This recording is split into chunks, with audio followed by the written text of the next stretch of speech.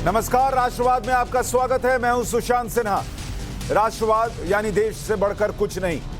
और आज जब बात देश की, तो देश के आसपास के हिस्सों का भी जिक्र करूंगा और खास वजह से करूंगा। पाकिस्तान में इमरान खान की सरकार अब महज आज और कल की मेहमान।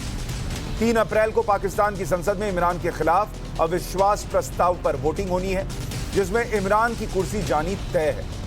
इससे पहले कल इमरान खान ने देश के नाम संबोधन में विक्टिम कार्ड खेला। इमरान पीएम की तरह नहीं, विक्टिम की तरह नजर आ रहे थे। खुद को बचाने के लिए इमरान ने कई झूठ बोले, झूठ पर झूठ का सहारा लिया। लेकिन जब इमरान खान सत्ता में आए थे तो नया पाकिस्तान बनाने की बात कर रहे थे। भारत के प्रधानमंत्री मोदी से मुकाबले की बात कर रहे थे। लेकिन इमरान खान पाकिस्तान को ही नहीं संभाल पाए। आज इमरान की कुर्सी पर संकट, तो इमरान झूठ का सहारा ले।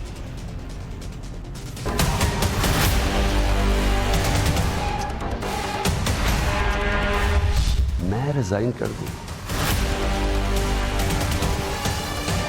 मैं जो मेरे साथ क्रिकेट खेलते थे वो सारी दुनिया 20 साल जो मैं खेली है, आखिरी गेंद तक मैं मुकाबला करता।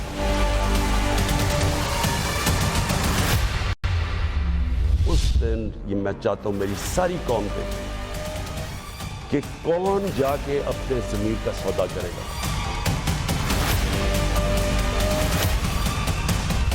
ये कौम ना ये भूलेगी, ना आपको माफ करेगी, ना जो लोग आपके पीछे उनको माफ करेगी। और ये अगर आपका किसी का ख्याल है कि इमरान खान चुप करके बैठ जाएगा, किसी खुशफहमी में ना रहे। मेरे में अल्लाह ने मुकाबला करने की सलाहियत दी है। सारी जिंदगी मैंने मुकाबला किया है।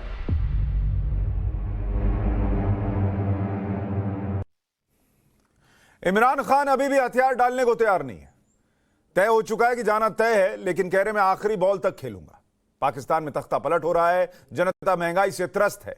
पड़ोसी देश श्रीलंका की भी बात करूंगा। वहां भी हालात खराब हैं, गृह युद्ध के हालात बने हुए हैं, महंगाई चरम पर है। श्रीलंका में चावल 500 रुपए किलो बिक रहा है, पेट्रोल 250 रुपए प्रति लीटर से ज्यादा हो चुका है। बच्चों को माएं दूध कैसे पिलाएं, दूध का पाउडर 2000 रुपए किलो बिक रहा है। और इसलिए जहां घंटों घंटों बिजली जा रही है, उस श्रीलंका में राष्ट्रपति के घर पर हमला कर दिया लोगों ने। अफगानिस्तान में क्या हुआ वो तो आपने देखा ही है। अफगानिस्तान में तालिबान ने राज किया। चीन के साथ हाथ मिलाने पर पाकिस्तान और श्रीलंका का जो हाल हुआ वो भी आपके सामने है। लेकिन इन सब के बीच भारत की साख दुनिया में बढ़ी है। आज प्रधानमंत्री मोदी विश्वगुरु बनकर उभरे हैं। यह पीएम मोदी की कूटनीति है कि यूक्रेन और रूस युद्ध के दौरान भी भारत तटस्थ रहा। अमेरिका हाथ पैर पटकता रह गया कि यूएनएससी में हमारे साथ खड़े हो जाओ, लेकिन भारत ने कहा नहीं, हम नहीं खड़े होंगे, हम नहीं वोट करेंगे तो नहीं करेंगे। खुद इमरान खान बार बार भारत की विदेश नीति की तारीफ कर रहे हैं। इमरान खान ने खुद बताया कि कैसे उनके मुल्क से कहा जा रहा था कि ये करो और वो करो, लेकिन भारत के साथ ऐसा व्यवहार ना अमेरिका कर सका, ना कोई और दूसरा देश। अमेरिका और रूस तो भारत को अपने पाले में लाने की पुरजोर कोशिश कर रहे हैं। आज रूस के विदेश मंत्री भारत के दौरे पर हैं, तो अमेरिका भी भारत के साथ लगातार संपर्क बनाए हुए है। प्रधानमंत्री मोदी ने भारत की छवि को न केवल दुनिया के सामने बढ़ाया, ऊंचा किया, बेहतर किया, बल्कि देश के आर्थिक हालात को भी मजबूत बनाया। कोरोना जैसे हालात में भी दुनिया ने पीएम मोदी की तारीफ की। आज पूरा विश्व भारत की तरफ देख रहा है। मोदी को विश्वगुरु बता रहा है, भारत को विश्वगुरु बता रहा है। लेकिन भारत के राजनीतिक दलों को यह पच नहीं रहा। मोदी के नाम पर विरोध शुरू हो जाता है।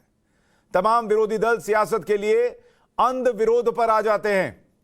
और ऐसे में आज के सवाल राष्ट्रवाद में कि मोदी का सुपर पावर हिंदुस्तान, गर्त में इमरान का पाकिस्तान, लंका, अफगान, पाकिस्तान बर्बाद, मोदी का इंडिया आबाद कैसे है? मोदी ने नया वर्ल्ड ऑर्डर फिक्स कर दिया है क्या? दुनिया में मोदी की तारीफ, देश में अंध विरोध क्यों होता है? इसी पर आज चर्चा करेंगे और हमारे साथ खास मेहमानों का पैनल जुड़ रहा है। हमारे साथ बीजेपी की प्रवक्ता शाजिया इल्मी जुड़ेंगी थोड़ी देर में। अजय वर्मा, कांग्रेस के नेता, हमारे साथ जुड़ गए हैं। अजय जी, स्वागत आपका। विवेक श्रीवास्तव, सीपीआई के नेता, हमारे साथ जुड़ गए हैं। विवेक भाई, आपका भी स्वागत। और अवधेश कुमार, वरिष्ठ पत्रकार, हमारे साथ स्टूडियो में मौजूद हैं। अवधेश जी, आपका भी बहुत बहुत स्वागत। धन्यवाद। अजय जी, हमारे आस पड़ोस में जो हो रहा है, श्रीलंका में, पाकिस्तान में, अफगानिस्तान में, महंगाई जो चरम पर है और वहां जो सत्ता है वो किस तरीके से पलट गई और लोगों का क्या हाल है, वो देखने के बाद बतौर भारतीय क्या आपको लगता है कि हमारा देश एक बेहतर स्थिति में है, और अगर है तो क्यों? इस पे तो मैं बताऊंगा, यही लगता ही है, लेकिन शांत जी आप बड़े योग्य और प्रखर वक्ता भी हैं। अभी आप थोड़ी देर पहले मोदी चालीसा आपने पूर्ण किया, हनुमान चालीसा, राम चालीसा, शिव चालीसा तो हम सुन रहे थे। उत्तर भारत और देश के हर प्रदेश में महंगाई किस कदर उच्च स्तर पर है, और पूरे छोटे छोटे चाहे श्रीलंका ले लो, पाकिस्तान ले लो, नेपाल ले लो, पेट्रोल डीजल कितना सस्ता है। हमारे विश्व गुरु साहब के यहाँ पेट्रोल, श्रीलंका में कितना है पेट्रोल का प्राइस क्या है श्रीलंका में? लंबाई सुनो मैं बताऊंगा। नहीं अभी बताओ, ये मत मुझे पहले बताइए, पहले बताइए ना। जो फिर यही दिक्कत है, आप क्या चालीसा वालीसा बोले थे वो सब छोड़िए। मैं श्रीलंका वो डिटेल बताऊंगा। श्रीलंका में पेट्रोल का प्राइस बताइए। मेरी समझ लीजिए। नहीं मैं नहीं समझूंगा ना, पहले बताइए श्रीलंका में प्राइस बताइए। 140 सर मैं ये कहानी सुनने थोड़ी बैठा हूँ, अच्छी डिबेट के लिए बैठा हूँ। आप कह रहे हैं श्रीलंका में पेट्रोल सस्ता है, कितने का पेट्रोल है मुझे बता दीजिए। मैंने आपको अभी बांग्लादेश की कही, अरे भाई मैं श्रीलंका का पूछ रहा हूँ, आप बताइए ना श्रीलंका में पेट्रोल कितने रुपए लीटर है? मैंने आपको कहीं 67 रुपए, कहीं 87 रुपए, 87 रुपए श्रीलंका में। आप अलग श्रीलंका जानते हैं, मैं अलग जानता हूँ। 250 रुपए लीटर है श्रीलंका में पेट्रोल। अरे मैंने मिल नहीं रहा है, पेट्रोल पंप पर फौज खड़ी करनी पड़ रही है। कौन सी दुनिया में आप लोग पढ़ते लिखते नहीं है, क्या करते हैं मुझे नहीं पता। का तो आप जिक्र कर रहे थे कि वहां गृह युद्ध होने जा रहा है, मैं उसका श्रीलंका के उस पर कह रहा हूँ। श्रीलंका मेरे मुंह से गलत निकला होगा, मैं तो पाकिस्तान की बात कर रहा हूँ, मैं नेपाल की बात कर रहा हूँ, मैं वहां की जीडीपी की बात कर रहा हूँ। पाकिस्तान में पेट्रोल कैसे बताइए, पाकिस्तान में पेट्रोल कैसे ये भी बता दीजिए। सुन लीजिए, आप कह रहे हैं पाकिस्तान विश्व गुरु। अरे सर आपके मुंह से सब गलत ही निकल रहा है, आप पता नहीं पढ़ के नहीं आए हैं या आपको पता नहीं है या वही रटा रटाया। आप लोग मोदी के विरोध की चालीसा पढ़ते हैं। बिल्कुल, हम फैक्ट्स पे बोलिए ना भाई। आप चालीसा करिए, आपको अधिकार। आप चालीसा क्या, आप 88 कीजिए। लेकिन जिस आदमी के लिए चालीसा कर रहे हैं उसको 40 सीट भी नहीं आ रही लोकसभा में। देखिए जो प्रधानमंत्री यूपी में भी नहीं आई। अरे भाई अजय जी दाम तो बता दो, पूछ रहे हैं पाकिस्तान में कितना है पेट्रोल का रेट। पता होगा तब तो बताएंगे, बोलने के लिए बोल दिया। मेरे पास एक कागज पे नोट था, वो डायरी नहीं है, मैं उठ जाऊंगा बीच में तो आपके टीवी से। नहीं कोई बात नहीं, आप उठ जाइए, मैं आपकी खाली स्क्रीन रखूंगा, वो डायरी लेके आइए, जाइए रख लीजिए, मैं लो जाइए लेके आइए। ठीक है, तब तक हम विवेक जी से बात लीजिए, मैं एक सेकंड में बता रहा हूँ। तो मोबाइल लेके कहाँ जा रहे हैं? डायरी में जा रहे थे अभी? नहीं मैं तो इसी से उठ के बता रहा हूँ ना आपको। मेरे पास अच्छा गूगल करना पड़ेगा, बिना तैयारी के आते हैं, बिना पढ़े लिखे आते हैं। नोट है मेरे पास उसमें है भाई। ट्विटर पे अभी दिखा रहा हूँ आपको, 2 मिनट रुकिए, ट्विटर पे अभी दिखा रहा हूँ आपको। 2 मिनट आप पूछ लीजिए किसी से। व्हाट्सएप पे है क्या? अरे व्हाट्सएप पे किसी ने भेजा था? ट्विटर पे। अरे तो ये तो ऐसे भी याद रहता है कि कितना रेट है दो देश का। इनको हटा दीजिए, ये अभी ढूंढिए आराम से, फिर बताइएगा, हमारे लोग आपको फ्रेम में ले लेंगे। नहीं 1 मिनट क्यों, आप पूरा 10 मिनट लीजिए। अवधेश जी, क्या जो हालात हैं श्रीलंका में, पाकिस्तान में, अफगानिस्तान में, हमारे आस पड़ोस में और दुनिया के कई देशों में जो महंगाई है वो चरम पर है और उसको लेकर जो हालात बने हुए हैं, क्या ऐसे में भारत की जो स्थिति है वो बेहतर है और उसकी वजह क्या है? नहीं, भारत की स्थिति बेहतर है। यही तो कह रहा हूं कि जो लोग यहां आलोचना कर रहे हैं वो इस समय अगर पाकिस्तान श्रीलंका में होते तो उनकी प्रतिक्रिया क्या होती, इससे तुलना करने की जरूरत है कि पाकिस्तान के लोग, श्रीलंका के लोग, यहां तक कि जिस बांग्लादेश की चर्चा हो रही है उसके लोग या दुनिया के दूसरे देशों के लोग भारत की स्थिति के बारे में क्या चर्चा और सोचते हैं, यह कल्पना करेंगे तो आपका उत्तर मिल जाएगा। लेकिन आपका जो प्रश्न था, मैं वहां से अपने आरंभिक वक्तव्य में जो कहा उससे मैं शुरुआत करूंगा तो इसका अर्थ मिलेगा। देखिए सुशांत जी, ये जो हमारा ये राजधानी अभी दिल्ली में हम लोग बैठे हुए हैं, यहां मैंने आरंभ में जब आया तो मैंने ये देखा कि यहां जो एक एक्टिविस्टों का, बुद्धिजीवियों का, राजनेताओं का, इलीट क्लास का, यहां तक कि आर्टिस्टों का एक ऐसा वर्ग है यहां पूरे दिल्ली में, जिसके लिए मैं बहुत कठोर शब्द इस्तेमाल कर रहा हूं कि सामने अगर एक आरएसएस के विचार का आदमी, बीजेपी का विचार का आदमी हो और बगल में एक बलात्कारी हो तो बलात्कारी को तो माफ कर सकते हैं, लेकिन इस विचार को माफ नहीं कर सकते हैं। और मैं आज से नहीं, यहां जो लोग आते थे वो डर के मारे अपना परिचय नहीं बताते थे। आर्टिस्ट को मैं देखता था, मेरे से मिलते थे कि बोलेंगे तो हमको काम नहीं मिलेगा। साहित्यकार बोलते थे कि मैं तो वहां से हूं लेकिन ऐसे लिखूंगा तो हमको काम नहीं मिलेगा। तो वो जो एक होती है ना, वो जीन, आनुवंशिकी कहते हैं ना, वो जीन जो है एक दूसरे से ट्रांसफर होती रही। अब हमारे छोटे भाई विवेक श्रीवास्तव हैं, अब क्या है कि सीपीआई के जो 80 साल के उम्र के नेताओं के अंदर अंदर जो ये बीमारी थी, जीन थी, वो 70 साल में आया, 60 साल में आया। हमारे दूसरे मित्र सब सीपीआई में मेरे मित्र हैं, अतुल अंजान, वो सारे दोस्त हैं। अब वो जीन यहां तक भी ट्रांसफर हो गई। अब वो ट्रांसफर इसमें है कि दुनिया में देश बचे, कुछ भी हो जाए, मोदी खत्म हो जाए। इस समय मोदी पर वो मोदी को खत्म करने के आ रहा हूं विवेक भाई, आ रहा हूं आपके पास, आ रहा हूं। मोदी को खत्म करने के चक्कर में बाकी पार्टियां खत्म हो रही हैं, तो हो रही हैं, यही तो कह रहा हूं। उसमें अब देखिए सीपीआई सीपीएम जो है, भाजपा को 1989 से भाजपा को बाहर रखने की रणनीति हो, दूसरी कोई सरकार बन जाए, यूएफ की बना दो, यूपीए को बना दो, सीपीआई सीपीएम खत्म हो गई भाजपा के नाम पर। ये पूरी पॉलिटिक्स 89 से बनी थी कि एंटी बीजेपी फ्रंट बने। हंसने फैक्ट तो यही है ना, मैं बोलता था। पर वो तो छोड़े, मैं तो कह रहा हूं अभी नरेंद्र मोदी के विरोध के नाम पे अभी भी अजय वर्मा जी ढूंढ ही रहे, लग रहा है। अजय वर्मा जी, मैं बता देता हूं, नेपाल में भी 150 रुपए लीटर है पेट्रोल, और 160 रुपए पाकिस्तान में 160 रुपए है। और जो इंटरनेट पे आप ढूंढ रहे हैं वो श्रीलंका में चल नहीं पा रहा है क्योंकि बिजली नहीं है। तो आप ढूंढते रहे, कितना देर और ढूंढेंगे भाई?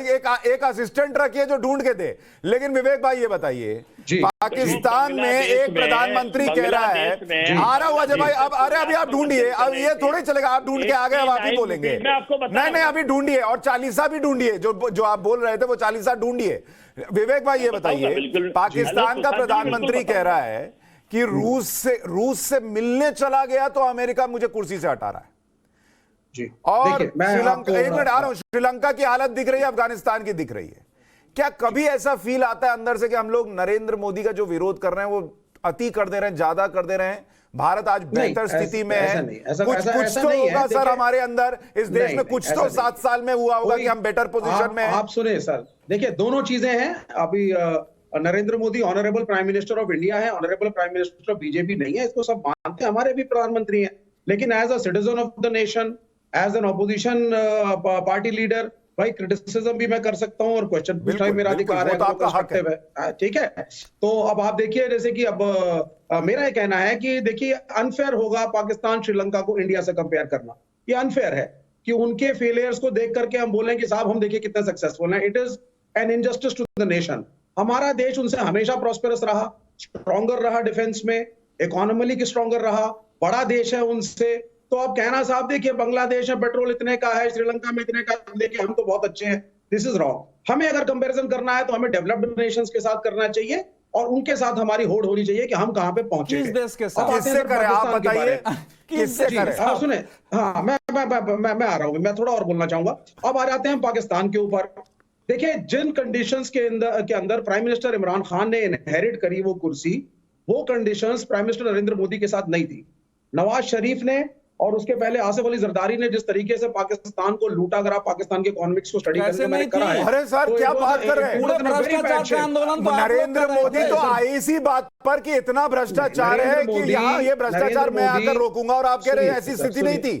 नहीं, लेट मी स्पीक। आपकी जो इकोनॉमिक कंडीशन थी, आपके जो लोन्स थे, आपका जो IMF और वर्ल्ड बैंक के साथ जो डीलिंग थी, it was not in such a bad condition. और जो कांग्रेस ऑयल बॉन्ड्स छोड़ के गई थी सर, अब वो एक परसेप्शन ऑयल बॉन्ड छोड़ के कांग्रेस पार्टी गई थी, स्ट्रॉ लगा के खाली किया था, चूसा था राजकीय खजाने को, उसका क्या सर? एक गेम ऑफ परसेप्शन है, पॉलिटिक्स है, game of perception. It is not a game of perception. Sorry sir Vivek भाई, सॉरी विवेक भाई, ये गेम ऑफ परसेप्शन नहीं है, ये गेम ऑफ फैक्ट्स है सर।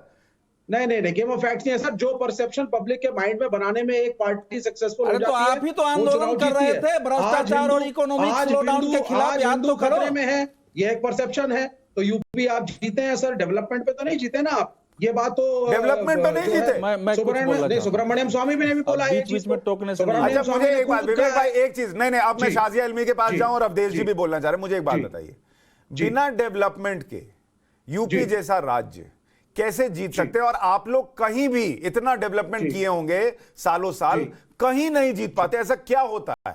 नहीं, इस वक्त देखिए सुशांत जी, आप पत्रकार हैं और मैं भी पब्लिक के बीच में घूमता हूं। जो मैंने देखा मैं आपको बता दूं, I am not talking about the EVM and the ghapla and all that. Narendra Modi ji को जो वोट मिल रहे हैं, योगी साहब को जो वोट मिले हैं पब्लिक के अंदर, मैं खुद अयोध्या गया हूं, मैं आपको पर्सनल अपना एक्सपीरियंस बता रहा हूं। लोगों ने मुझे घेर लिया था और कहा था साहब आप हिंदू विरोधी हैं, और मेरा एक लंबा डिस्कशन भी हुआ था उनके साथ। तो मैंने सिर्फ ये देखा है कि कहीं ना कहीं मैंने एक भी बहुत आपकी ही एक बड़ा बार डर जान बचाई थी मुसलमानों का और इस्लाम का आपको घेर इस लिया मुल्क था, के ऐसा बोले हिंदू मैं फील डर कर गया। रहे हैं। लेकिन ये चूंकि अभी आप perception है लाइव जिसकी बैठे हैं तो वजह से फिर मैं बीजेपी निश्चिंत जीत हूं रही कि भाई आप ठीक ठाक आए। लेकिन देखिए मैं आपको जी। बता रहा हूं, आप मुझसे पूछ रहे हैं ना, मैं आपको ईमानदारी से जी बता रहा हूं सर, जी कि यूपी में कोई बोल दे, कोई भी सर, और मैं कह रहा हूं गरीबों से मिलिए सर, राशन और लॉ एंड ऑर्डर, इस पर वोट पड़ा है सर। प्लीज मैं कहता हूं जहां क्रेडिट है दे दीजिए, जहां क्रिटिसिज्म करना है कीजिए। मैं नहीं, मैं अभी आऊंगा, एक बार शाजिया इल्मी का रिएक्शन लेता हूं। शाजिया इल्मी मुझे बताइए, अभी विवेक भाई कह रहे हैं, और ये वही लेफ्ट है जो यूपीए के जमाने में विरोध कर रहा था कि भाई इतने घोटाले हो रहे हैं, आर्थिक स्लोडाउन चल रहा है, वो कह रहे हैं कि अभी हमको श्रीलंका, पाकिस्तान और अफगानिस्तान से कंपेयर नहीं करना चाहिए कि हम बेहतर स्थिति में क्यों है। जब Imran Khan took over the country, Modi साहब की स्थिति कंफर्टेबल थी। और ना कहना कि कोई मायने नहीं रहे, और ये वो लोग हैं जो विकास विरोधी रहे हैं हमेशा से। ये चाहते ही नहीं थे, ये बात करते रहे हैं हमेशा से मजदूरों की और किसानों की, और इन्होंने लगातार फैक्ट्रियों के साथ क्या क्या है, इनकी यूनियन बाजी के चलते आप देखिए कि ना तो मजदूरों की और ना ही वर्कर की कुछ के लिए नौकरी तक रह पाए। किसानों के लिए इन्होंने क्या कुछ किया, आप देखिए कि क्या हाल है और क्या बदहाली रही है इतने सालों से। पहली बार तो किसानों के लिए कुछ हुआ है। तो जो लोग किसानों के लिए और मजदूरों के लिए बात करते आए हैं और जो हमेशा से विकास विरोधी रहे हैं और उसके चलते इनका नुकसान उसी तबके को हुआ है, तो वो जब विकास की बात करते हैं तो थोड़ा हंसी भी आती है, थोड़ा रोना भी आता है। अब बात करते हैं सिर्फ और सिर्फ, आप कभी भी पैमाना लीजिए। आप अभी हम लोग अगर विकास की बात करेंगे तो आपने राशन की बात की, लेकिन मैं आपको दो नाम गिनाऊंगी, घर के लोग हैं मेरे इसके। एक है गाजी रईस, बहुत ही यंग सा लड़का है और ये ड्राइविंग करता है और अलग अलग नौकरी करता है, और उसका पूरा ये रहता है कानपुर के पास। और क्योंकि इसके घर में और बाकायदा इसका घर सफाई वोटर रहा है। अब मैं आपके बारे में बता दूं, रईस को मैं जानती हूँ बहुत सालों से, और अब वो सफा छोड़कर चाहता है भाजपा में किसी तरह से आना। मैंने कहा ऐसा हुआ क्या जो तुम बनना चाहते हो भाजपा के कार्यकर्ता? बोला कि हमारी अम्मी ने कहा है कि इस बार वोट जाएगा तो भाजपा को जाएगा, योगी जी को जाएगा। तो हमने कहा क्यों? ये आपके कहने से ये तो जनरलाइज थोड़ी ना मान लिया जाएगा कि शादी आदमी ने बोल और मान लिया। ये थोड़ी ना कोई जनरल रूल थोड़ी ना है।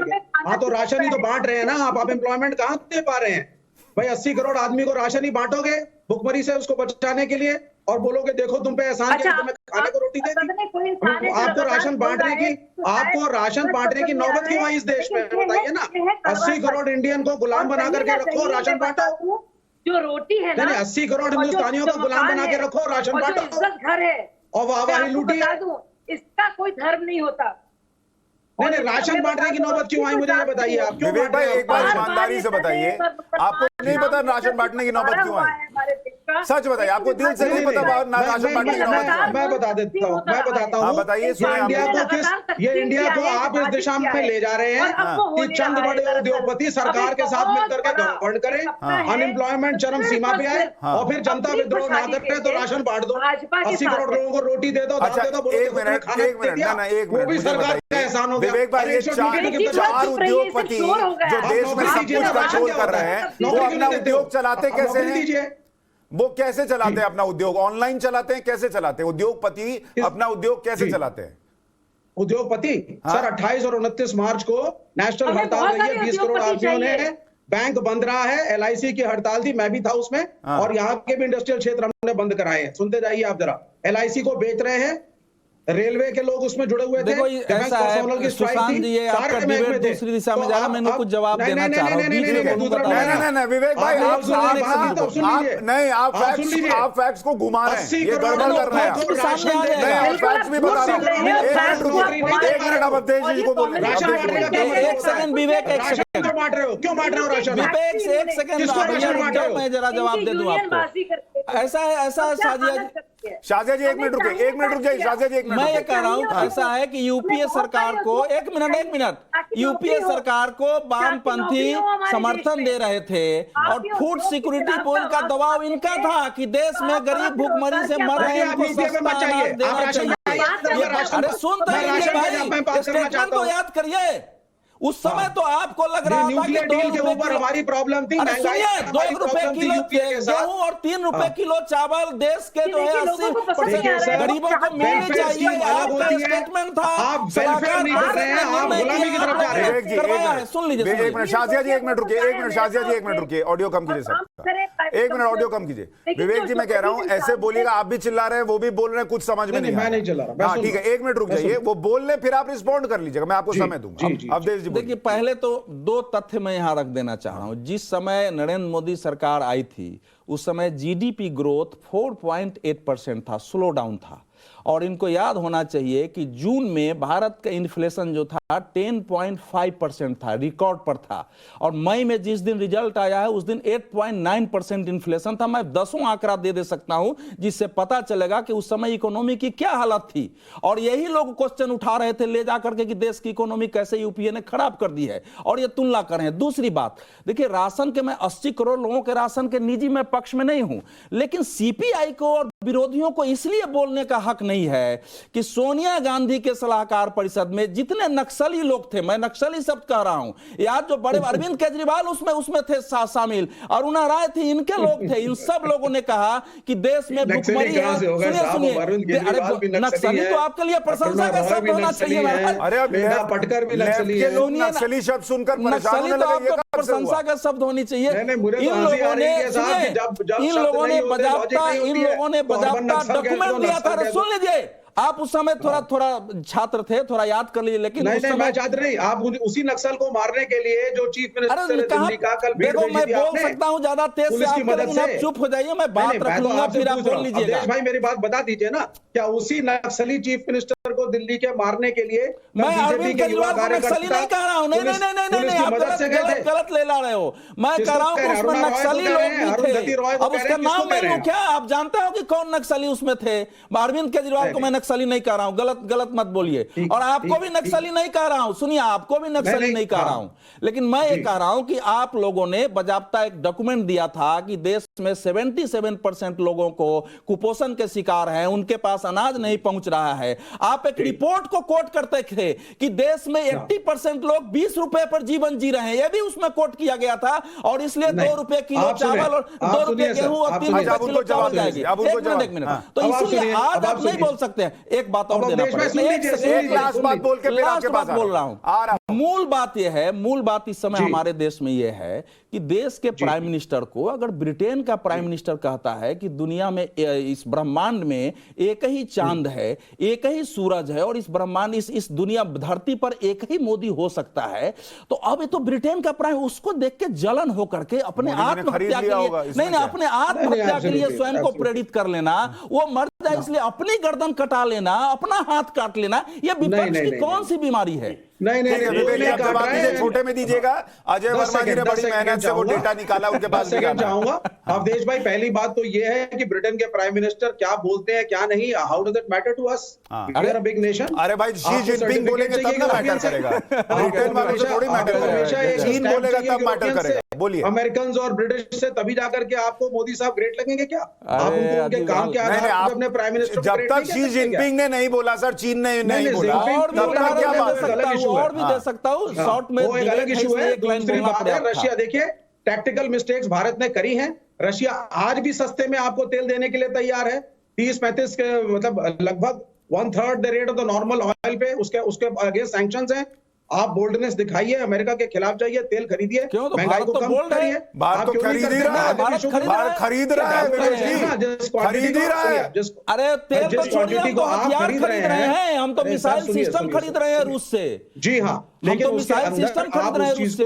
हाँ, तो जो क्वांटिटी है उसको देखिए आप। अमेरिका को प्लीज करना छोड़िए, नॉन अलाइंड रहिए। कोई अमेरिका को प्लीज नहीं कर रहा है, उल्टी बात। अरे भाई, यूएनएससी में अमेरिका जो है हाथ पैर पटकता रह गया कि हमारे साथ आके वोट करो, वो नहीं किया। आपको तो खुशी में झूमना चाहिए कि अमेरिका को इतना वो किया। आप थोड़ा रुकिए, अजय वर्मा जी ने बड़ी मेहनत से निकाला। अजय वर्मा जी बताइए, क्या ढूंढ कर लाए आप हमारे दर्शकों के लिए?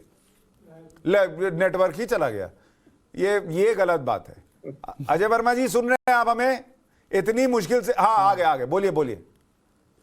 की देन है भाई, डाटा भी सरकार ने फ्री दिया जनता को। देखिए 2014 में मोदी जी जो है वो किस लिए आए, 15 लाख दूंगा, 2 करोड़ नौकरी दूंगा। अरे वो ट्विटर वाला तो बताइए जो ढूंढ रहे थे इतनी देर अरे से। सुनो भाई, बीच में ना बोला। आप सुन लो, सबको अपने अपने विचार रखने के अधिकार है। अरे पर 2022 आप एक मिनट सुनिए, एक बात मैं कह दूं अजय वर्मा जी, आप शो से बाहर किस लिए गए थे कि मैं डेटा निकाल के दूंगा पेट्रोल कितना में मिल रहा है नेपाल में और पाकिस्तान में और श्रीलंका में। अब आप चले गए 2014 में मोदी जी ने क्या बोला एक था? बाबा कहते थे कि आपको 40 रुपए पेट्रोल जो है मोदी जी देंगे, और वो बाबा आज एक पत्रकार को डांट रहे हैं, उनसे प्रेस कॉन्फ्रेंस में रुचि सोया ऑयल के ऊपर पूछ रहे हैं कि बाबा आपने तो कहा था 40 बाबा रुपए पर पेट्रोल पहुंच है। गए।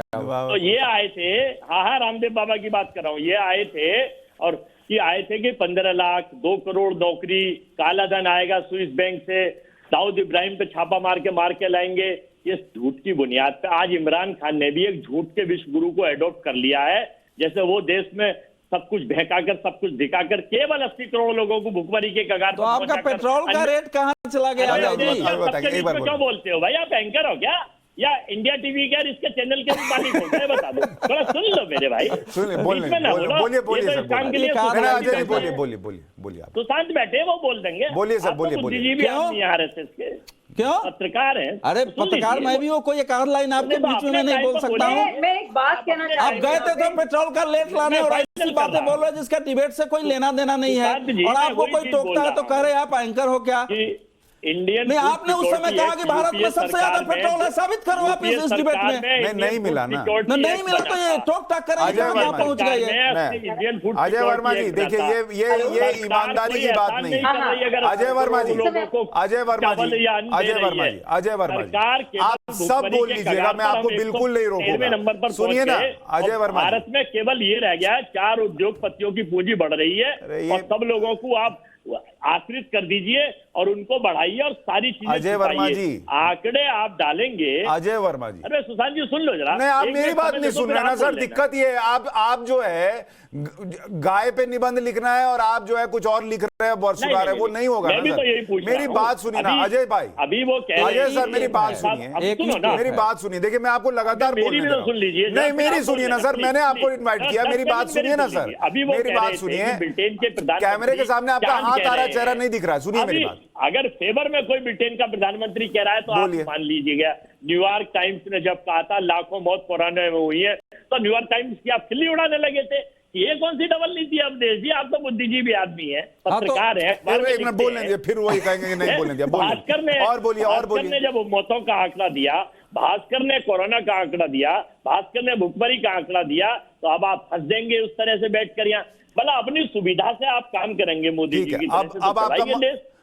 अजय भाई मन भर बोले, समर्थन मिल रहा है अजय भाई। और सुन लीजिए सुन लीजिए, अगर सरकार गिर अरे रही आपको ही खाली सुनेंगे तो बाकी लोग को किस लिए बुलाया? मेरी बात सुनिएगा कि नहीं? सरकार गिर रही है, अब आप नहीं सुनिएगा तो मैं ऑडियो कम करा दूंगा अजय भाई। नहीं ये नहीं चलेगा। आपको आपसे बोल रहा हूँ, बात कर रहा हूँ, आप अपना राग गाए जा रहे हैं। आप यहाँ खुशियां क्यों मना रहे हैं? गिरने दो सरकार। नहीं मैं आपसे क्या कह रहा हूँ, आप बात क्यों नहीं सुन रहे हैं? मैं आपसे सवाल पूछ रहा हूँ, आप अपना ऑडियो और रेडियो ऑन किया, आप बोले जा रहे हैं। मेरा सवाल सुनिएगा कि नहीं सुनिएगा? देखिए मैं सुनो, मेरा सवाल सुनिएगा कि नहीं सुनिएगा पहले बता दीजिए। बातों का जिसपे नहीं तो ऑडियो गिरा दीजिए इनका, छोड़िए जाइए। आप बोलते रहिए, मैं कह रहा हूँ आपसे बात कर रहा हूँ, आप सुनने को तैयार नहीं। ये क्या तरीका हुआ सर? सब लोग सुन रहे हैं, एक दूसरे को मौका दे रहे हैं। सुनो, मुझे ये लगता है सुशांत जी। अरे भाई आपके लगने पे नहीं, मुझे आपका लगना नहीं जानना, बात खत्म कीजिए। मुझे ये बताइए, मुझे बताइए। नहीं फिर मेरी बात सुनिए, पाकिस्तान में पेट्रोल कितने रुपए लीटर बिक रहा है मुझे बताइए। मैं कह रहा हूँ वो उस पर तुलनात्मक अध्ययन नहीं कह रहा। नहीं फिर अभी आप गए थे ट्विटर पे ढूंढने, चला जा रहा है पाकिस्तान में पेट्रोल कितने रुपए लीटर है बताइए। भारत की बात करो। अरे यार नहीं, हम भारत की बात कर रहे हैं, तभी तो पूछ रहा हूं ना सर। पाकिस्तान में कितने रुपए लीटर बिक रहा है? नेपाल में बताइए, श्रीलंका में बताइए। अब 30 दिन के बाद भारत में 150 रुपए क्रॉस कर जाएगा पेट्रोल। इस पर चर्चा करो ना। 30 दिन के बाद की चर्चा करो, नहीं गुजरेगा नहीं होगा तब हम लोग यहाँ भविष्यवाणी करने बैठे। शाजिया इल्मी मुझे ये बताइए, शाजिया इल्मी चूड़ियां बेच दी थी मनमोहन सिंह जी को स्मृति ईरानी में, याद है आपको? सिलेंडर लेकर सड़क पर जेटली जी बैठ गए थे, स्वर्गीय आदरणीय जेटली जी है। अब आप रोज 80 पैसे 40 पैसे 60 पैसे बढ़ रहा है, 6 दिन हो गए लगातार बढ़ते बढ़ते। आप शाजिया बिल्कुल है, तो बिल्कुल है। आप सुनिए, आप अगर आप थोड़ी देर चुप रहेंगे। सिलेंडर 950 पे क्रॉस कर गया। अरे आप बोलने देंगे किसी और को? ऊपर पहुंच गई। श्रीलंका में 4000 रुपए है, पहुंच गई 4000 रुपए की सूत्रीय कार्यक्रम में रख रहे हैं कि सरकार। चलिए बोलिए शाजिया इल्मी, बोलिए। शाजिया इल्मी बोलिए। क्या आप जानते हैं कि क्या विश्व के हालात हैं? क्या आप जानते हैं कि ग्लोबल इन्फ्लेशन क्या है? क्या आप जानते हैं कोविड से लेकर क्या कुछ हुआ है पूरे विश्व में? क्या आप जानते हैं भारत ने किस तरह से रिकवरी की है? क्या आप जानते हैं किस तरह से इंडिया का जो इन्फ्लेशन है कैसे फेयर करता है और देशों के हिसाब से? क्या आप जानते हैं कि 34 करोड़ अनसाइंटिफिक तरीके से कौन लाया? आप बताएंगे small and medium size enterprise को विवेक जी आपका ऑडियो कम करा रहा हूं, ऐसे नहीं होगा को किसने नहीं नहीं विवेक जी, शाजिया इल्मी किसी के बीच में नहीं बोल रही थी, नहीं दोनों का ऑडियो कम कीजिए। शाजिया इल्मी बोलिए, शाजिया इल्मी बोलिए। नहीं ऐसे नहीं होगा, नहीं आपको मौका दूंगा, ऐसे मत कीजिए। वो किसी के बीच में नहीं बोल रही थी, आप लोग बोल लिए और उसके बाद अब उनका मौका आया तो बोलने नहीं दे रहे हैं। शाजिया इल्मी बोलिए। नहीं इस तरह से बदतहजीबी से बात करेंगे आप तो मैं नहीं बात कर पाऊंगी। अरे आपके लिए आप देखिए, आप एक कॉन्टेक्स्ट होता है हर एक चीज का, और आप देखिए कांग्रेस के टाइम में जिस तरह से पेट्रोल को सब्सिडाइज किया था और जिस तरह से कर्ज था जिसका भुगतान अब किया जा रहा है, और आप देखिए हमारा बजट भी कि बावजूद इसके कि इतना आपको चुप रहना पड़ेगा, आपको चुप रहना पड़ेगा और सुनना पड़ेगा, और लोगों के साथ पारदर्शिता के साथ ये सारी स्कीम्स हो रही है, कोई भी टैक्स बढ़ेगा नहीं, लेकिन ये जो है हम लोग उठाएंगे ये भार, ये हमें भार उठाना पड़ेगा क्योंकि हमें पूरे देश में जो गरीब तबका है उसके लिए योजनाओं के लिए पैसा भी निकालना होगा। और ये ठीक है, विवेक जी इसका जवाब दीजिए। विवेक जी को जवाब देने दीजिए। विवेक जी बोलिए। सुनिए, और मोदी जी ने सबके साथ पारदर्शिता के साथ 20 सेकंड शाजिया, अब आप सुने एक बार 20 सेकंड में बोलूंगा सिर्फ। देखिए ऐसा नहीं है कि हम कोई सरकार के दुश्मन है और हम चाहते हैं बुरा हो और देश कोलैप्स करे, ऐसा कुछ भी नहीं है। आप सुनिए पहले, there are certain mistakes which the government has done. Shazia, no listen to me, there are certain mistakes the government has done. आपने सबसे पहले नोटबंदी करी, उसमें आपको सक्सेस नहीं मिला, it was a failure, it did not come out well. बहुत से धंधे बंद हुए, स्मॉल एंड मीडियम साइज। मैं बोल रहा हूं, मैं हड़ताल में बवाना से लेकर के ओखला से लेकर के हर इंडस्ट्रियल एरिया में गया हूं, एसोसिएशन से मिला हूं, स्ट्राइक की चिट्ठी डाली है, मेरे इंटरेक्शंस होते हैं। Small and medium size enterprises हमारे देश में समाप्ति की कगार पे हैं। इसको प्राइम मिनिस्टर ने भी एक्नॉलेज किया था और ये भी कहा था 1 साल पहले कि मेहनत करके हम इसको रिवाइव करेंगे। That has been a big failure of the government, so we should try to revive. I am talking constructively. Number 2, Shazia अभी उनको बोलने दीजिए, शाजिया उनको बोलने दीजिए, आप रिस्पॉन्ड कीजिएगा, पहले उनको बोलने दीजिए यार। You are not even listening to the opposition. बोलिए। जीएसटी आप लाए, आज उसकी एक उपलब्धि जो हम देखते हैं कि आपका टैक्स कलेक्शन बहुत बढ़ गया इस साल, लेकिन शुरू के जो एक साल था उसके अंदर बड़ी अनसाइंटिफिक तरीके से। Madam please let me speak, can I? Shazia उनको बोलने दीजिए please. Shazia, you are not interested in listening, you are giving a response. आपको मैं झूठ भी नहीं बोल सकती ना। नहीं अरे भाई दोनों बोलेंगे तो नहीं सुनाई देगा ना। तुम्हें इकोनॉमिक्स के बारे में ज्ञान है कुछ? 20 करोड़ इंसानों ने यहाँ पे स्ट्राइक करी है 28-29 मार्च को। पूरा एलआईसी का स्टाफ खड़ा था कनॉट प्लेस के अंदर, मालूम है तुम्हें? अरे की स्ट्राइक थी, सारे बैंक एम्प्लॉइज की स्ट्राइक थी, पूरा देश स्ट्राइक कर रहा था। तमीज से बात कीजिए, पूरे देश को जवाब दीजिए कि आपका हाल क्या है। पूरे देश को आप जवाब दीजिए कि बैंकों का बेचा किसने, अगर कोई कर सकता है तो सिर्फ और सिर्फ मोदी जी की पारदर्शी सरकार कर सकती है। किसी को भरोसा नहीं है औरों में, और क्योंकि पूरे विश्व के हालात इतने ज्यादा और मुद्रास्फीति की बात है, इन्फ्लेशन की, पूरा जो अपने यूरोप में बढ़ेगा वॉर की वजह से, उसको देखते हुए लोगों को लगता है अगर कोई इन खतरनाक तो वो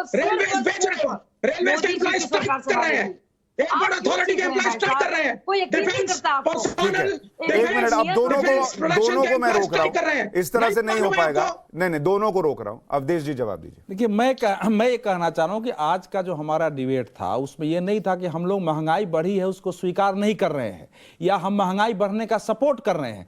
हमारा तो आज का जो डिबेट है वो ये है कि पाकिस्तान और बाकी जगह इतनी महंगाई के बावजूद विपक्ष अपना जो है विरोध कर रहा है, लेकिन यहाँ हमारा देश अरे बात तो सुन लीजिए भाई, पूरी बात सुनिए मेरी बात को। नहीं आप बोलते हैं दूसरे को। नहीं सुनिए, ये बिल्कुल गलत है। आप दुनिया के सबसे मैं बीजेपी का भी नाम ले रहा हूँ। आप यहाँ पे नवाज शरीफ जैसे लोग नहीं रहे कभी। अरे भाई आप यहाँ से बोली सरकारी कभी नहीं रहा जो है इस समय ये है You कि आप had किसी reasonably good परिस्थिति prime में ministers जो एक and a good देश के economics. प्रधानमंत्री तो को आज छोटा अगर पाकिस्तान दिखाने से के हम लोग चक्कर compare में करें, shame on you. देश को And छोटा Imran Khan दिखाते has हैं, definitely done a उस पर good job in बात this करने country. की क्या जरूरत है?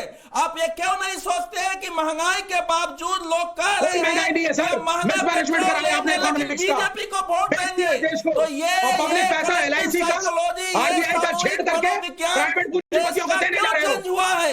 ये आप लोग समझने की कोशिश नहीं कर रहे हो। अरे कि सर, हम क्या मांगे समझेंगे, तो क्या लेंगे, नहीं लेकिन समझेंगे। हम वोट देंगे मोदी और जोगी आज को। पाकिस्तान ये आपका हमारे रोल देश मॉडल को बन क्यों गया है। लगे?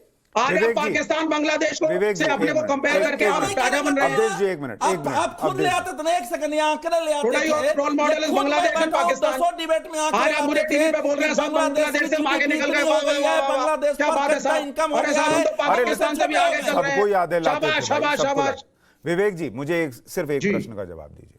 जी पाकिस्तान में महंगाई है और वहां इमरान खान जी। जो भी कहें, लेकिन उस महंगाई से जनता त्रस्त है और उनकी सरकार, उनकी बिल्कुल। कुर्सी जाने के पीछे एक बड़ी वजह वो भी है।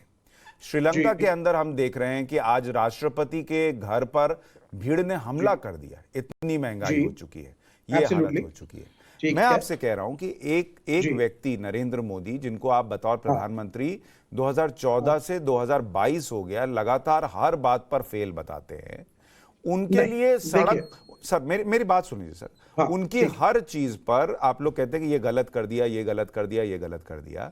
सड़क पर आना तो छोड़िए, मैं कह रहा हूं उनके लिए जनता जो है वो इलेक्टोरल जो माध्यम है, चुनाव के माध्यम में भी सर, अपना जी। गुस्सा क्यों नहीं दिखाती, अगर आप कह रहे हैं कि वो हर चीज में फेल है। I told you politics is a game of perception. He has been successful in telling the Hindus of the nation कि अच्छा। आप खतरे में हैं इस्लाम से और मुसलमानों से। कैसे और create हमारी होता है, सर? हमारी अकेली पार्टी जो है वो धारणाएं हिंदुओं कैसे की बनती चैंपियन है हैं? सर। वो टोकते हैं बीच और में। लोग नहीं, यहाँ एक डरे सेकंड हुए में हैं एक विवेक भाई, अब imaginary मेरा एक fear और से। प्रश्न है। विवेक भाई देखिए, हम बहुत अच्छी जी। चर्चा कर रहे हैं। जी। आपने जी। कहा बीजेपी परसेप्शन से जीत रही है और उन्होंने इस देश के हिंदू जी। को यकीन दिला दिया है कि आप खतरे में, ठीक है।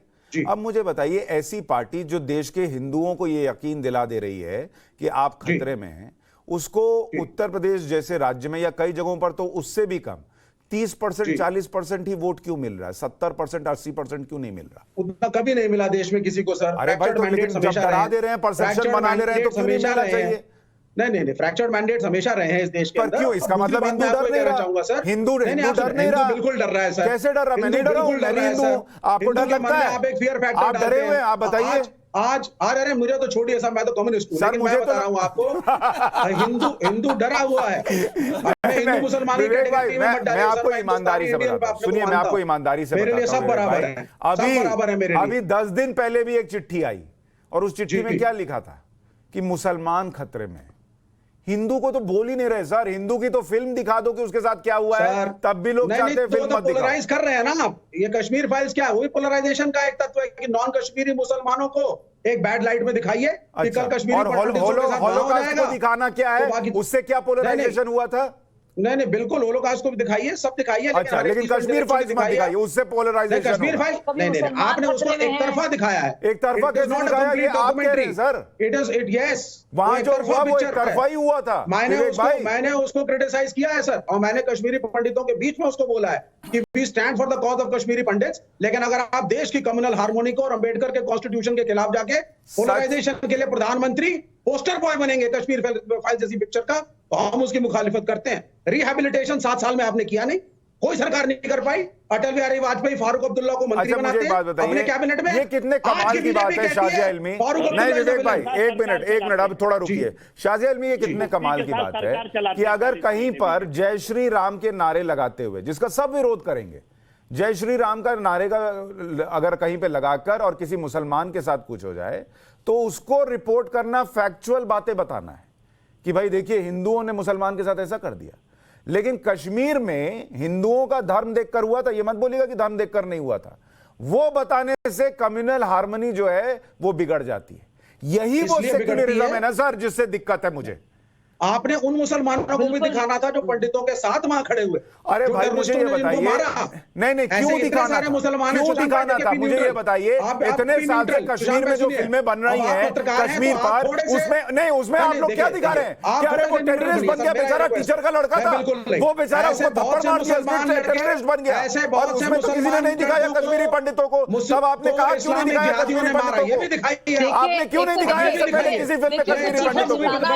विवेक जी, आपने कितनी बार विरोध किया, आपने कितनी बार विरोध किया इस बात का कि इससे पहले कश्मीर पर जितनी फिल्में बनी उसमें कश्मीरी पंडितों का दर्द नहीं दिखाया, किसी में दिखाया था? रिहेबिलिटेट करिए ना सर। अब रिहेबिलिटेशन पर आ गए, अब रिहेबिलिटेशन पर आ गए आप, शादिया इल्मी। यही वो सेक्युलरिज्म है जो इस देश को खा रहा है। ये तो हेट्रेड को फैलाने के लिए फिल्म बनाई गई है, दंगा फैलाने के लिए।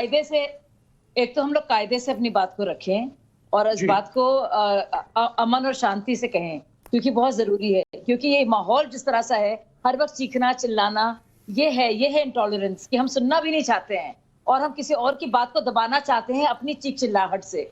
तो देखिए जो हुआ है कश्मीरी भाइयों बहनों के साथ, वो हकीकत है। और मेरे कश्मीर में कश्मीरी मुसलमान जो दोस्त हैं, वो इस बात की तस्दीक करते हैं और वो कहते हैं कि वो लोग कह नहीं पाए खौफ के चलते, और बहुत उनकी मजबूरियां रही हैं। मैं आपकी बात से एग्री कर रहा हूं। कोई डिनाई नहीं, सब आपसे मान रहे हैं आपकी बात को ना, लेकिन आप चुप रहिए, मुझे बोलने तो दीजिए आप। विवेक मैं भाई बोल तो लेने दीजिए, एग्री कर रहा हूं। विवेक जी बोल लेने नहीं, मैं दीजिए, बोल एग्री कर लेने रहा दीजिए हूं। आप। अरे चुप रहिए आप। लेकिन क्या सारे कश्मीरी मुसलमान पंडितों के खिलाफ हैं? क्या कश्मीरी मुसलमानों ने मदद नहीं करी कश्मीरी पंडितों की? अरे भाई चुप रहिए आप। अच्छा, आप मुझे बताइए, ज्यादा कौन मेरे कश्मीरी पंडित है कश्मीरी मुसलमान? अरे भाई चुप रहिए थोड़ी देर आप। नहीं, मैंने आपसे एक छोटा सवाल पूछ लिया है, संख्या किसकी ज्यादा है जो मरे हैं, कश्मीरी मुस्लिम या कश्मीरी पंडित? थोड़ा टॉलरेंट, फ्रीडम ऑफ स्पीच। मैंने टॉलरेंट, मैंने तो 10 सेकंड का सवाल पूछा, आपका जवाब नहीं है आपके पास। ज्यादा कौन मरा, कश्मीरी मुस्लिम या कश्मीरी पंडित? फ्रीडम ऑफ दोनों की स्पीच। जनसंख्या का अनुपात नहीं, I have given you enough time to speak, madam. You are not able to answer my question. ज्यादा संख्या में कौन बने, कश्मीरी मुसलमान या कश्मीरी पंडित? अगर आप परसेंटेज देखेंगे, संख्या बताइए मुझे। परसेंटेज के हिसाब से तो आप देखिए कौन ज्यादा मरा। जी, कश्मीरी मुसलमान ज्यादा मरे हैं बताइए कौन, और उनको इस्लामिक टेररिस्ट ने मारा है। इसलिए हमें इंडिया को ये बोलना चाहिए कि सब कश्मीरी मुसलमान ज्यादा मरे हैं, पंडितों के साथ कश्मीरी मुसलमान ज्यादा मरे हैं, आपकी डायरी में मरे होंगे, मुझे उस पर चर्चा नहीं करनी। पर मैं ये कह रहा हूँ अवधेश जी, देखिए इस देश में क्या चलता है, और वही मेरा मूल विषय था कि नरेंद्र मोदी के विरोध के नाम पर देखिए क्या होता है कि जब इस देश में मान लीजिए किसी धर्म संसद में कुछ बोल दिया जाए और वो लोग जेल में हैं और इस देश की बड़ी हिंदू आबादी उसका विरोध भी कर दे, तब उस पर कहा जाता है कि इस देश में हिंदुओं का राज लाने की कोशिश हो रही है, हिंदू जो है वो यहां पर और ज्यादा उग्र हो रहा है। लेकिन जब आप कश्मीरी हिंदुओं की चर्चा कीजिए तो उसमें जो मुसलमान मरे, कुछ मुसलमान मरे, धर्म देख के नहीं मरे, इसलिए मरे क्योंकि उन्होंने वहां उनके साथ खड़े होने का निर्णय लिया। तो वहां पर आपको उनका भी दिखाना चाहिए जो जम्मू कश्मीर पुलिस में थे। सादिया, ऐसा है कि ये सब जो हम चर्चा कर रहे हैं ना, ये मूल बीमारी के लक्षण है। ये समय बदल रहा है, समय की धारा बदली है, ये सब लोग उसको स्वीकार चूंकि नहीं कर रहे हैं। लंबे समय तक झूठ और पाखंड की जो नैरेटिव चलाया गया इस देश में, जो सच्चाई है उसको ढको, जो सच्चाई नहीं है उसको सच बनाओ। सच्चाई को नहीं, प्रेम को बढ़ाया गया। आप लोग उनको मानवाधिकार का हीरो बना करके अरे भैया अम्बेडकर का कॉन्स्टिट्यूशन अब तो बेचारे चले गए कि किसको सोवियत संघ भेजवा रहे हैं, कश्मीरियों को मानवाधिकार का हीरो बना करके वो सब वहां से भेजे जाते थे। ये दुनिया भर में जाके लेक्चर देते थे, अरबों रुपए कमा करके आते थे वहां से भारत के विरोध में। वो सारा इस देश ने देखा है और उसके विरुद्ध जो लंबे समय तक लोगों के अंदर जो गुस्सा, उसकी प्रतिक्रिया में बीजेपी को सपोर्ट मिल रहा है और आप लोग हाशिए पर जा रहे हो। एजेंडा क्या है? देखिए वक्त इतना ही था मेरे पास डिबेट में, क्योंकि एक और बड़ी खबर बतानी है, लेकिन मैं इतना जरूर कहूंगा कि जो चीजें मैं कहता हूं, कई बार कुछ चीजें ना नरेंद्र मोदी के बियॉन्ड भी देखनी चाहिए। कई बार मसला देश का होता है, देश में क्या अच्छा हो रहा है इसकी भी चर्चा कहीं तो होनी चाहिए। आप अब्दुल कलाम की बात तो करते हैं, पर वही व्यक्ति ये भी कहते थे कि सिर्फ नेगेटिविटी मत फैलाइए, कुछ पॉजिटिव बात भी कर लीजिए। तो आसपास क्या हो रहा है और हम किस हालात में, ठीक है आप विपक्ष में, आपका काम है सवाल उठाना, लेकिन उसमें कुछ बेहतर स्थिति है तो उस पर भी चर्चा कर लीजिए, और वो क्यों है उस पर भी बात कर लीजिए। कभी कभार आप भी मोदी साहब के खिलाफ बोल दिया अब मैं तो बहुत बोलता हूं, आपको लिंक्स भेज देता हूं, आप भी कभी कभी हमारे शोज देख लिया कीजिए, आप भी हमारे शोज देख लिया कीजिए। कभी कभी आप उस पर भी डिबेट रख लीजिए, कर ली पॉजिटिविटी के ऊपर। नहीं, मैं तो सुशांत जी का पाकिस्तान पे डिबेट का क्या मतलब है हिंदुस्तान में, क्या मेरे पास मेरे पास वक्त इतना ही था। बहुत बहुत धन्यवाद आप सभी का इस चर्चा में जुड़ने के लिए। और अब बात यूपी की, जहां बीजेपी बीजेपी का समर्थन करने वाले मुसलमानों पर लगातार हमले हो रहे हैं। 3 तस्वीरें आपको पहले दिखा रहा हूं। कानपुर की, जहां शकील अहमद नाम के शख्स को इसलिए पीटा गया क्योंकि वो बीजेपी समर्थक था। दूसरी तस्वीर कुशीनगर की है, जहां बाबर अली नाम के शख्स को कुछ दिन पहले इसलिए मारने का आरोप लगा क्योंकि उसने बीजेपी की जीत का जश्न मनाया था। इसी तरह बदायूं में शाहरुख नाम के शख्स को धमकी मिल रही है। शाहरुख को धमकी इसलिए मिल रही है क्योंकि उसने बीजेपी को वोट दिया था। आदर्श हमारे सहयोगी हमारे साथ जुड़ रहे हैं। आदर्श, ये क्या हो रहा है, क्यों हो रहा है, और जो लेटेस्ट खबर है उसमें और क्या जानकारी मिली है, क्यों हुआ ये सब?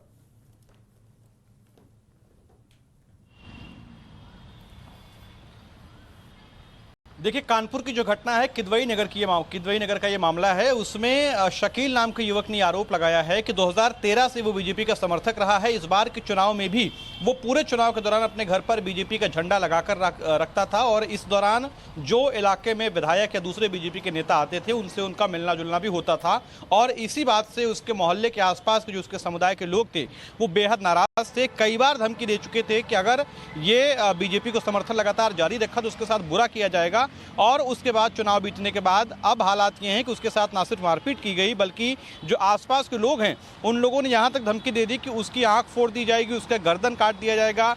इस बात को लेकर एफआईआर दर्ज की गई है। लेकिन सुशांत, अगर हम समझें तो चाहे कुशीनगर का मामला हो या फिर कानपुर का मामला हो, ऐसे कई जगहों पर इस तरीके के मामले देखने को मिल रहे हैं जहां पर मुस्लिम समुदाय खासतौर पर जो बीजेपी के समर्थन में है, जो बीजेपी की नीतियों के बारे में बात कर रहा है या फिर उनके झंडा लगाकर किसी भी तरीके से समर्थन कर रहा है, उन लोगों को आसपास के उनके ही समाज के लोगों के जरिए डराया धमकाया जा रहा है, मारपीट की जा रही है। और इतना ही नहीं, बाबर का हम उदाहरण ले लें तो उसके साथ तो इतना बुरा किया गया है जो आरोप लगा है इसके जिस तरीके से। तो कुल मिलाकर कहानी इस तरीके की है कि अगर हम पूरे यूपी में देखें तो बीजेपी की जीत के बाद लगातार खास समुदाय, अगर मुस्लिम की बात करें जो समर्थन में हैं, उन लोगों के साथ उनके आसपास के लोगों की इसमें जो आप चर्चा कर रहे हैं लोगों से, ये सेंटिमेंट समझ में आ रहा है क्या कि ये क्यों हो रहा है? क्योंकि इससे पहले भी यूपी में बीजेपी को 8-10% मुसलमानों का वोट तो मिला है, तो ये इस बार ऐसा क्यों हो रहा है कि जिन्होंने बीजेपी को साथ दे दिया, वोट दे दिया, उनके साथ ऐसी हरकतें हो रही हैं?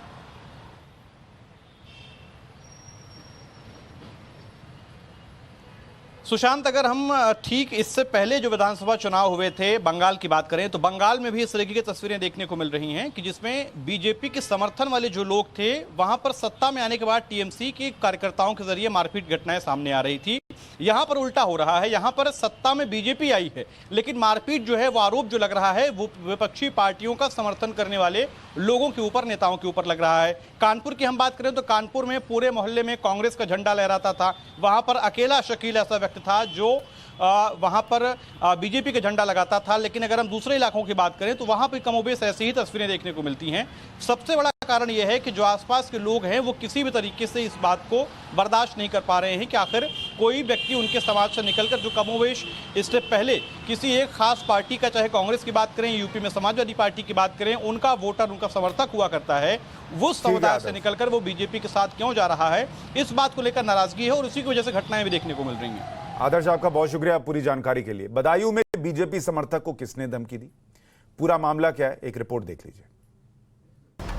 कुशीनगर में बाबर अली की हत्या के चंद दिन बाद अब बदायूं में भी मुस्लिम बीजेपी समर्थक को धमकी का मामला सामने आया है। ये शाहरुख हैं, बदायूं के लक्ष्मीपुर गांव में रहते हैं। शाहरुख का आरोप है कि बीजेपी का समर्थन करने की वजह से इनके संप्रदाय के कुछ लोग जान से मारने की धमकी दे रहे हैं। शाहरुख ने विधानसभा चुनाव में बीजेपी को वोट दिया था और लोगों से भी वोट देने की अपील की थी। बीजेपी का समर्थन करने पर धमकी देने का आरोप शाहरुख ने अपने गांव के ही एक शख्स शरीफ अहमद पर लगाया है। शाहरुख ने शरीफ की तरफ से किए गए फेसबुक पर धमकी भरे पोस्ट भी पुलिस को सौंपे हैं। पुलिस ने शाहरुख की शिकायत पर एफआईआर दर्ज कर ली है। ये जनपद बदायूं के थाना बिसौली के लक्ष्मीपुर का एक मामला है जिसमें एक शाहरुख नाम के व्यक्ति ने थाने पर आकर एक लिखित तहरीर दी थी कि इसके द्वारा फेसबुक पर एक कमेंट लिखा गया था, पोस्ट किया गया था, जिसको लेकर के कुछ व्यक्तियों द्वारा उस पर अभद्र टिप्पणी की गई है। इस संबंध में इनके द्वारा जो तहरीर दी गई उस पर अभियोग पंजीकृत करा लिया गया है और इसमें साक्ष्य के आधार पर विधिक कार्रवाई की जाएगी। पुलिस अब मामले की जांच में जुटी है, लेकिन जिस तरह से शाहरुख को धमकी मिली है उससे उनका परिवार चिंता में है। साथ ही कुशीनगर में बाबर की भी हत्या कर दी गई थी, क्योंकि सिर्फ उसने मुस्लिम होने के बावजूद भी बीजेपी का समर्थन किया था। और राष्ट्रवाद में आज के लिए इतना ही। नमस्कार।